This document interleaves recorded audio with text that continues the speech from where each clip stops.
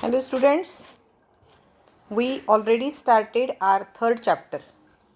Yesterday we discussed about the merchant banking, and today also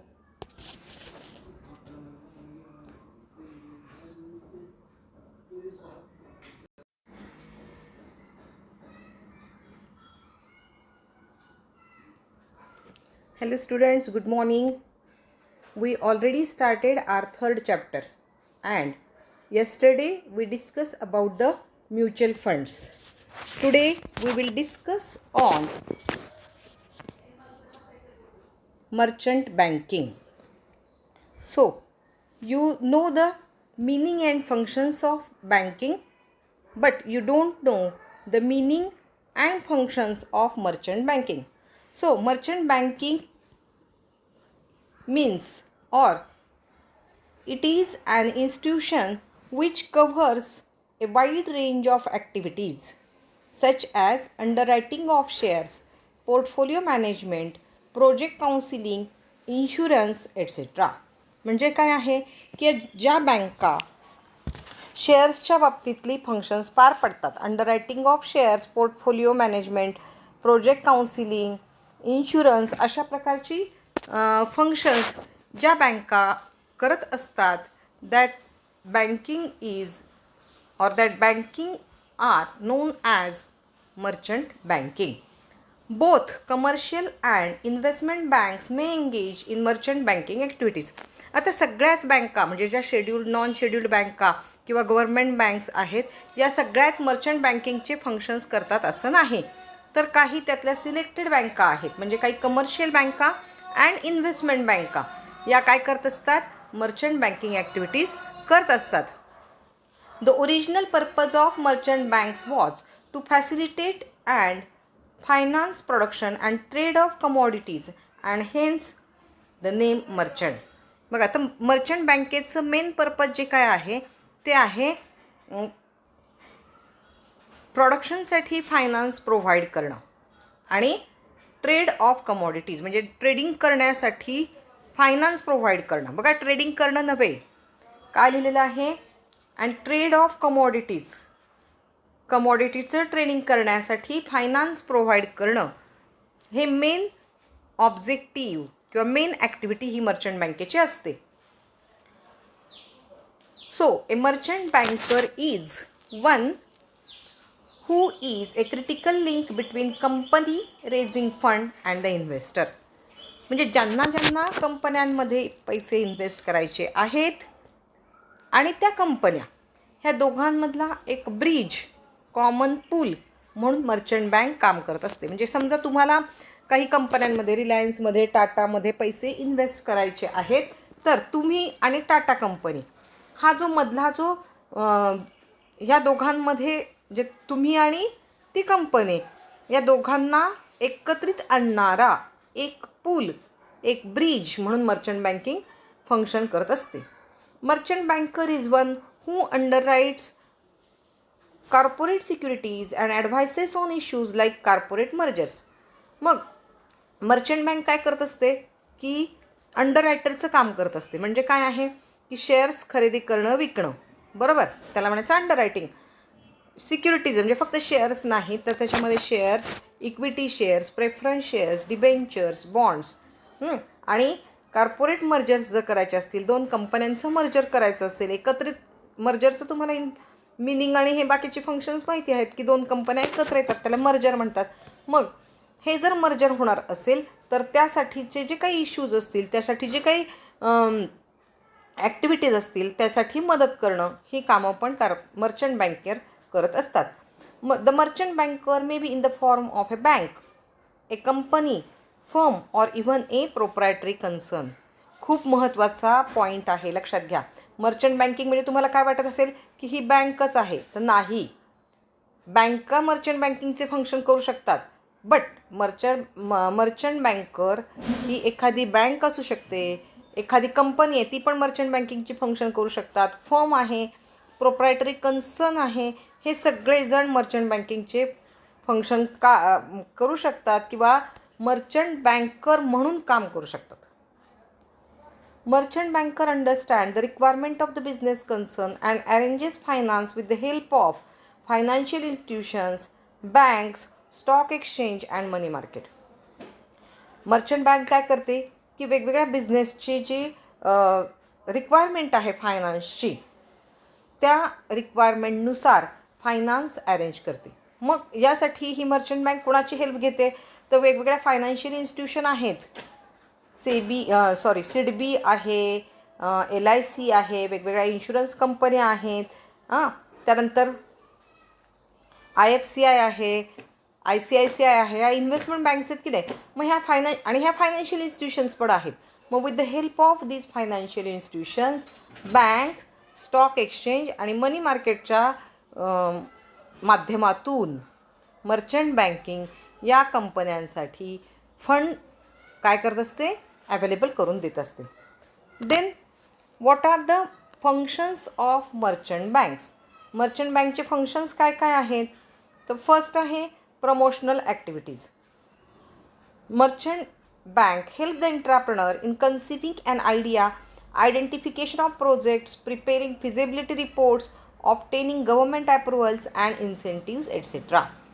बघा, जर एखादा entrepreneur आहे आणि त्याला नवीन बिझनेस सुरू करायचा आहे, मग अशा वेळी या एंटरप्रेनरसाठी त्याची आयडिया कशी आहे, काय आहे, त्याला आयडेंटिफिकेशन ऑफ प्रोजेक्ट करून देणं, फिजिबिलिटी रिपोर्ट तयार करणं, गव्हर्नमेंटचं अप्रुव्हल मिळवून देणं, गव्हर्नमेंटचे काही इन्सेंटिव्ज असतील, सबसिडीज असतील त्या मिळवून देणं, अशासारखी फंक्शन्स करत असतात. And all these activities are known as promotional activities. Then second function of merchant banks are issue management. So management of issues. Issue management means issue of shares. बरोबर. Management of issue refers to effective marketing of corporate securities. That is equity shares, preference shares and debentures or bonds by offering them to public. Publicला विकण्यासाठी किंवा offer करण्याचं काम merchant banking करत असते. Merchant banks act as an intermediary whose main job is to transfer capital from those who own it to those who need it. म्हणजे कंपन्यांकडून शेअरहोल्डरकडे equity shares or preference shares or bonds, debentures हे transfer करण्याचं important function merchant bank करत असते. Then credit syndication. Credit syndication refers to obtaining loans from single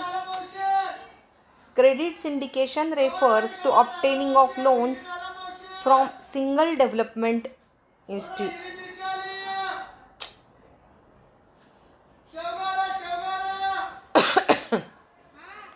Credit syndication refers to obtaining of loans from a single development finance institution or a syndicate or merchant banks help corporate clients to raise syndicated loans from commercial bank. मग काय आहे credit syndication म्हणजे काय आहे की एखाद्या single development financial इन्स्टिट्यूशनकडून loan obtain करणं, लोन रेज करणं आणि हे करून देण्याचं काम मर्चंट बँकिंग करत असते. Then project counselling. It include. आता प्रोजेक्ट काउन्सिलिंग मीन्स काय, it include preparation of project report, बिझनेसचा प्रोजेक्ट रिपोर्ट काय आहे तो बनवणे. Deciding upon the financing pattern म्हणजे capital structure. Financing pattern means काय, टू डिसाईड कॅपिटल स्ट्रक्चर म्हणजे इक्विटी शेअर्स किती असावेत, प्रेफरन्स शेअर्स किती असावेत, डिबेंचर्स किती असावेत, लोन किती असावं, हे सगळं डिसाईड करून देणं. Appraising the project relating to its technical, commercial and financial viability. It includes filing up of application form for obtaining funds from financial institution. मग वेगवेगळ्या फायनान्शियल इन्स्टिट्यूशनकडून लोन किंवा फंड्स मिळवण्यासाठी जे वेगवेगळे फॉर्म्स भरावे लागतात, हे फॉर्म भरून देण्याचं कामसुद्धा मर्चंट बँकिंग करत असते. Then next portfolio management. तर हा आपला नेक्स्ट चॅप्टर आहे छोटा, पोर्टफोलिओ मॅनेजमेंट. आता पोर्टफोलिओ मॅनेजमेंट मीन्स काय, it refers to the effective management of securities. That is, the merchant banker helps the investor in matters pertaining to investment decisions. मी तुम्हाला खूप वेळा सांगितलं की समजा माझ्याकडे 1 कोटी रुपये आहेत, नाही आहेत पण आहेत, आणि मला ते इन्व्हेस्ट करायचे आहेत. तर इन्व्हेस्ट करत असताना जर तुम्ही पोर्टफोलिओ मॅनेजर असाल तर तुम्ही मला काय करता, गाईड करता. तुमचा स्टडी असतो की कुठल्या कंपन्यांच्या शेअर्समध्ये किती प्रॉफिट आहे, किती मार्जिन आहे, रिस्क किती आहे. आणि मग तुम्ही सगळं की मॅडम 10 लाख इकडे तुम्ही इन्व्हेस्ट करा या कंपन्यांमध्ये, 5 लाख तुम्ही इकडे इन्व्हेस्ट करा, 7 लाख इकडे इन्व्हेस्टमेंट करा. त्यासाठी तुम्ही काही फी चार्ज करता, त्याला काय म्हणायचं, पोर्टफोलिओ मॅनेजर. तर थोडक्यात पोर्टफोलिओ मॅनेजमेंट मीन्स काय आहे, तर इन्व्हेस्टमेंट डिसिजन घेण्यासाठी तुम्हाला काय करणं, गाईड करणं.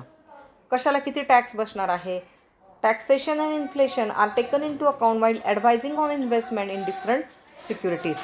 की तेजीमुळं एखाद्या शेअर्सच्या प्राइसेस इन्क्रीज होत असतात, त्याच्यावरती टॅक्स किती बसणार आहे, तुम्हाला त्याचा किती फायदा मिळणार आहे, हे सगळं काय करायचं आहे की गाईड करायचं आहे. The merchant banker also undertake the function of buying and selling of securities on behalf of their client companies. Investments are done in such a way that it ensures maximum return and minimum risk. आपल्या इन्व्हेस्टरला maximum return कसे मिळतील आणि त्यांची risk ही minimum कशी होईल यासाठी guide करण्याचं काम मर्चंट बँकर्स करत असतात. Then working capital finance. You better know the meaning of working capital. Working capital means the capital which is required for day-to-day working of the organization. So, merchant bankers provide the various services as a part of capital finance.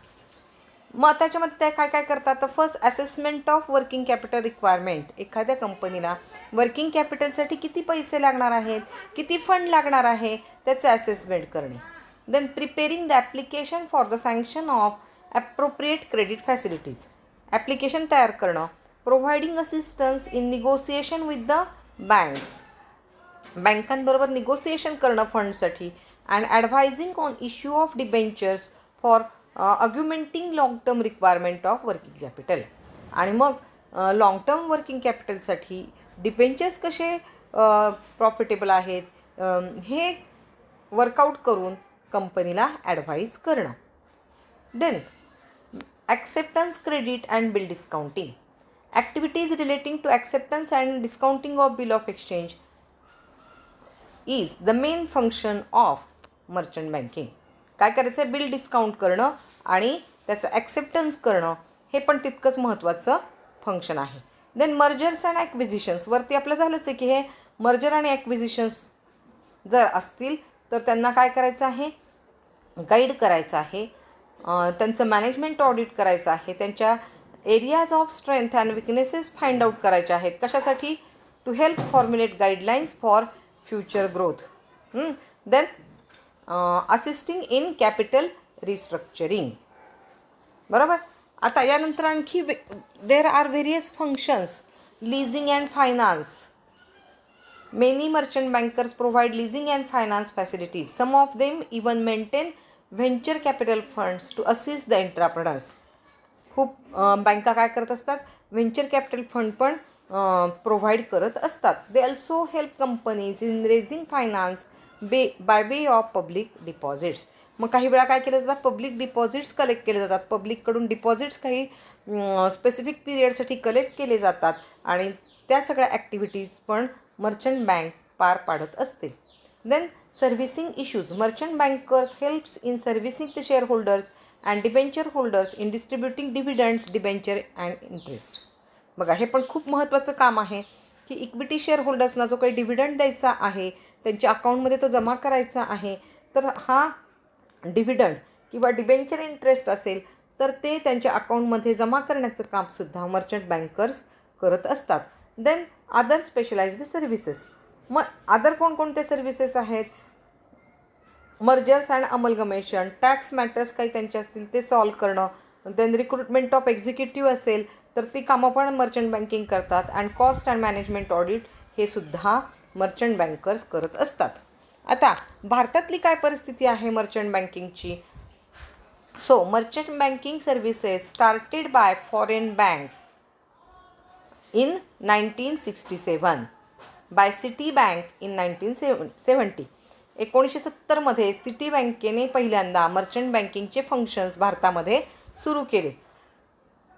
Merchant banking services was offered along with other traditional banking services. म्हणून मी तुम्हाला आत्ता काय सांगितलं की ह्या traditional बँकासुद्धा काय करत असतात, त्यांचे जे डेली फंक्शन्स आहेत या डेली फंक्शन्सच्या बरोबर मर्चंट बँकिंगचे फंक्शनसुद्धा करत असतात. SBI was first Indian bank to set up merchant banking division in 1972. SBIने आपली फर्स्ट ब्रँच 1972ला काय केली, एस्टॅब्लिश केली, डिव्हिजन काढली त्याची. Then ICICI set up in 1973. ही जी इन्व्हेस्टमेंट बँक आहे ICICI बँक, हिने पण काय केलं, मर्चंट बँकिंगची डिव्हिजन काढली. त्यानंतर अनेक बँका याच्यामध्ये आल्या. कॅनरा बँक आहे, bank of Baroda, bank of India, syndicate bank, central bank of India, Punjab national bank, UCO bank etcetera. आता मर्चंट बँकिंगचे रेग्युलेशन्स काय आहेत, तर अकॉर्डिंग टू सेबी, बघा सगळीकडे सेबी आहे, security and exchange board of India, merchant bankers rules 1992. तर त्यांना काय आहे की रजिस्ट्रेशन करणं कंपल्सरी आहे. हे रजिस्ट्रेशन कुणाकडे करायचं आहे, सेबीकडे करायचं आहे. आता एखादी व्यक्ती किंवा एखादी organization, if a person or organization wants to carry or undertake any of authorized activities has to get registered under the regulations. आता यांना काय करावं लागतं, त्या रेग्युलेशननुसार रजिस्ट्रेशन करावं लागतं आणि जो काही फॉर्म आहे प्रिस्क्राईब फॉर्म तो भरावा लागतो. And fulfil 2 sets of norms, operational capabilities and capital adequacy norms, असे 2 फॉर्म भरावे लागतात. म्हणजे तुम्हीसुद्धा मर्चंट बँकरचं काम करू शकता. म्हणजे तुम्हाला काय करावं लागणार आहे, पहिल्यांदा सेबीकडे रजिस्ट्रेशन करावं लागणार आहे. हे 2 फॉर्म भरावे लागणार आहेत. Then classification of merchant banker. आता इथे खूप साऱ्या कॅटेगरीज आहेत, 4 कॅटेगरीज आहेत. Category 1 to carry on activity of issue management. पहिल्या कॅटेगरीमध्ये तुम्ही काय करायचं आहे की इश्यू मॅनेजमेंट हँडल करायचं आहे. मग याच्यामध्ये काय आहे की एखाद्या नवीन कंपनीचं preparation of prospectus, deciding the financial structure, type of financials, financial allotment of securities and so on. म्हणजे इथे तुम्हाला to act as adviser, consultant, manager, underwriter, portfolio manager म्हणून कामं करता येतात under category 1. Then category 2 to act as adviser, consultant, co-manager, underwriter and portfolio manager. Then category 3 to act as underwriter, advisor and consultant to an issue. And category 4 is to act only as advisor or consultant on issue of capital. अशा ह्या कॅटेगरीत. आता capital adequacy norms काय आहेत, जर तुम्हाला merchant banker म्हणून काम करायचं आहे तर minimum net worth requirement for acting as merchant banker is given below. आता ह्या वरच्या 4 कॅटेगरी मी तुम्हाला सांगितले, category 1, 2, 3 and 4. So for category 1 there is minimum capital ₹5 crores. For working category 2 minimum ₹50 lakhs. Category 3 minimum ₹20 lakh. And for category 4 nil, म्हणजे तुम्हाला capital adequacy norm नाही. Category 4 काय आहे की तुम्ही फक्त ॲडव्हायझर और कन्सल्टंट म्हणून काम करणार आहात. इथे तुम्हाला कुठल्याही प्रकारचं कॅपिटल तुमच्याकडे असण्याची आवश्यकता नाही. म्हणजे तुम्ही काय करू शकता, इझिली काम करू शकता. लक्षात आलं. कॅटेगरी 4साठी मर्चंट बँकिंगची फंक्शन्स तुम्ही करू शकता, तुम्हाला कॅपिटलचं कुठलंही बंधन नाही. Then what is the code of conduct. So you should make all efforts to protect the interest of investors. तुम्ही स्वतःचंही तिथं बघायचं नाही आहे, कारण तुम्ही इन्व्हेस्टरसाठी काम करणार आहात. मग इन्व्हेस्टरचं हित तुम्ही काय केलं पाहिजे, लक्षात घेतलं पाहिजे. Should maintain high standards of integrity, dignity and fairness in conduct of business. तुमच्या बिझनेसमध्ये इंटिग्रिटी असली पाहिजे, डिग्निटी असली पाहिजे. You should fulfil all obligation in a professional and ethical manner. सगळे एथिक्स आणि प्रोफेशन्स तुम्ही फॉलो केले पाहिजे. Should not discriminate among the clients. सगळे क्लायंट एकसारखे आहेत, त्यांच्यामध्ये कुठलाही भेदभाव तुम्ही करायचा नाही. You should endeavour to ensure that the enquiries grievances R ॲडेक्वेटली dealt within a timely and appropriate manner. सगळ्यांचे कामं तुम्ही विदिन टाईम करायची आहेत. Then should ensure that prospectus letter of offer is available to investor at the time of issue. त्याला ते त्या वेळेला तुम्ही काय करून द्यायचं आहे, हे प्रॉस्पेक्टस वगैरे अवेलेबल वेळच्या वेळी अवेलेबल करून द्यायचं आहे. You should render the best possible advice to the client. तुमच्या क्लायंटला तुम्ही बेस्ट ॲडवाईस दिला पाहिजे. Then any panel action taken by SEBI should be inform to its clients. आता क्लायंट हा काही सेबीशी कनेक्टेड नाही आहे, त्यामुळे त्याला सेबीचे रूल्स रेग्युलेशन्स माहिती नसतात. मग सेबीवर वेळोवेळी जे काही रेग्युलेशन्स करेल किंवा चेंज करेल, काही ॲक्शन्स घेतील, हे ॲक्शन तुम्ही वेळच्या वेळी तुमच्या क्लायंटला इन्फॉर्म केली पाहिजे. You should inform the board about legal proceeding initiated against it. You should abide by the rules by SEBI 2003. सेबीचे जे 2003चे रूल आहेत ते तुम्हाला बंधनकारक असतील. You should ensure that any person it employees should have the capacity to be a merchant banker and you should not create false market. False market तुम्ही create करायचं नाही. Then what are your obligations and responsibilities. So merchant banker not to associate with any business other than that of securities market. Merchant bankers हे फक्त काय आहेत, security मार्केटशी related आहेत, इतर मार्केटशी त्यांना देणं घेणं नाही. Maintenance of books of accounts, records etcetera. Every merchant bank shall keep and maintain following books. आता कोणकोणते बुक्स त्यांनी मेंटेन केले पाहिजेत. Copy of balance sheet at the end of each accounting period, A copy of profit and loss account for the period, A copy of auditors report on accounts of that period, statement of financial position, submission of half yearly results, report on steps taken on auditor's report, acquisition of shares prohibited, information to the board and disclosure to the board. Okay, तर हे merchant बँकिंगच्या बाबतीत झालं. आता under writer, merchant banking as a under writer पण काम करत असते. सो अंडर रायटर मीन्स काय, तर underwriter are important intermediary in the new issue or primary market who agree to take up securities which are not fully subscribed. They make a commitment to get the issue subscribed or subscribe to the issue themselves in the case of non-subscription. म्हणजे काय आहे, issuing कंपनीने काय केलेलं असतं, under रायटरला appoint केलेलं असतं.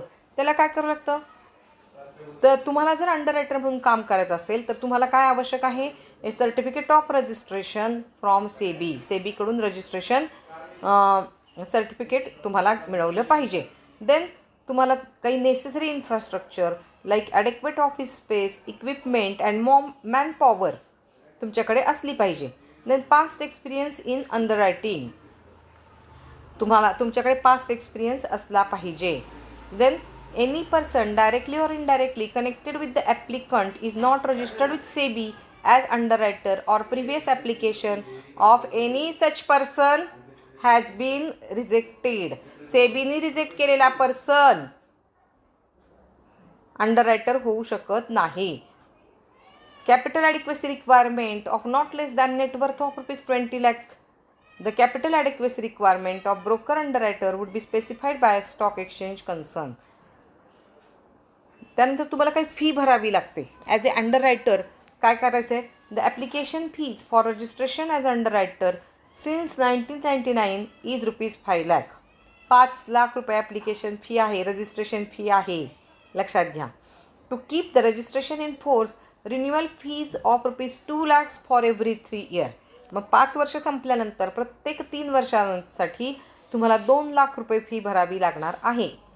Failure to pay the fee would result in the suspension of the certificate of registration. तुम्ही जर ती फी भरायला फेल झालात, फी भरली नाही, तर तुमचं सस्पेन्शनच्या लिस्टमध्ये नाव येण्याची शक्यता असते. आणि मग हे करत असताना तुम्हाला काय करायचं आहे की तुमच्या क्लायंटबरोबर ॲग्रीमेंट करावं लागतं. Every underwriter has to enter into an agreement with issuing company. तुमच्या ज्या काही कंपन्या आहेत, ज्या कंपन्यांचे शेअर्स सिक्युरिटीज तुम्ही इश्यू करणार आहात, सेल करणार आहात, त्यांच्याबरोबर काय करायचं आहे, तुम्हाला ॲग्रीमेंट करावं लागणार आहे. Then what is your general responsibilities. An underwriter cannot derive any direct or indirect benefit from underwriting the issue other than the underwriter commission. कमिशनच्या व्यतिरिक्त कुठलेही प्रत्यक्ष आणि अप्रत्यक्ष बेनिफिट्स फायदे त्याने घेता कामा नये. The maximum obligation under all underwriter agreements of an underwriter cannot exceed 20 times of his net worth. त्याचं जे नेटवर्थ आहे, समजा 20 लाख त्याचं नेटवर्थ आहे, तर 20 लाखाच्या 20 पट याच्यापेक्षा जास्त ॲग्रीमेंट तो करू शकत नाही. Underwriter haves to subscribe for securities under the agreement within 45 days of the receipt of intimation from the issuers. इश्युअरकडून इंटिमेशन मिळाल्यानंतर 45 दिवसाच्या आत तो सिक्युरिटीज सबस्क्राईब करू शकतो. Bankers to an issue. The bankers to an issue are engaged in activities such as acceptance of applications along with application money from the investors in respect of issues of capital and refund of application money. हे bankers कामं करतात आणि त्यांचे पण पुन्हा काय आहे, त्यांनाही रजिस्ट्रेशन वगैरे करावं लागतं. आता बँकेसाठी काय आहे fee. Every banker to an issue has to pay to the SEBI an annual fee of ₹2.5 lakh for the first 2 years from the date of initial registration. बघा आता ही आपली बारामती सहकारी बँक पण मर्चंट बँकिंगची कामं करते. मग या बँकेला म्हणजे बारामती सहकारीला उदाहरण देते मी तुम्हाला म्हणजे तुमच्या लक्षात येईल. सेबीकडे सुरुवातीला 2.5 लाख रुपये काय करावं लागतं, भरावे लागतं ॲन्युअल फी. आणि त्यानंतरचे 1 lakh for the 3rd year to keep his registration in force. आणि आपलं रजिस्ट्रेशन चालू राहावं यासाठी 1 लाख रुपये प्रत्येक वर्षी 3ऱ्या वर्षापासून भरावे लागतात. The renewal fee to be paid by him annually for the first 2 years is ₹1 lakh and ₹20,000 for 3rd year. आणि जर फी दिली नाही तर काय होतं, सस्पेन्शन लिस्टमध्ये त्यांची नावं जातात. देन या बँकांनी सुद्धा काय केलं पाहिजे, सेबीला सगळी इन्फॉर्मेशन त्यांच्याकडे जे जे काही रजिस्ट्रेशन झालेलं आहे, जे काही इश्यू झालेले आहेत त्याबद्दलची इन्फॉर्मेशन त्यांनी सेबीला वेळच्या वेळी कळवली पाहिजे. The number of issues for which he was engage as a banker to an issue. The number of application, details of application money received, the dates on which application from investors were forwarded to the issuing company, the dates, amounts of refund to the investors. ही सगळी information या बँकांनी सेबीला कळवली पाहिजे. आणि या बँकांनी सुद्धा काय केलं पाहिजे की various books of accounts maintain केले पाहिजे. Then they also prepare or make agreement with the issuing companies. आणि असं जर नाही झालं तर काय होणार आहे, disciplinary action by the RBI. मग RBI काय करू शकते, त्यांच्यावरती डिसिप्लिनरी ॲक्शन या बँकांवरती घेऊ शकते. If the RBI takes any disciplinary action against a banker to an issue in relation to issue payment, the latter should be immediately inform the SEBI. यांनी काय केलं, RBIने जरी काही डिसिप्लिनरी ॲक्शन घेतली असेल तर या बँकांनी इमिजिएटली सेबीला इन्फॉर्म केलं पाहिजे. If the banker is prohibited from carrying on his activities as a result of the disciplinary action, the SEBI registration is deemed as suspended or cancelled. आणि मग जर RBIने काही त्याला मनाई केली असेल तर काय आहे, ते सस्पेंडेड ऑर कॅन्सल ठरू शकतो. यांची पण कोड ऑफ कंडक्ट सेम आहे. Then brokers to the issue, then conditions for grant of certificate, हे सगळं सेम आहे बँकांचं. आणि रजिस्ट्रेशन कसं मिळवलं पाहिजे, इश्युइंग ट्रान्सफरिंग एजंट कॅटेगरी त्यांची पण आहे, कॅटेगरी 1, 2. देन कॅपिटल ॲडेक्वेसी नॉर्म्स पण त्यांचे आहेत.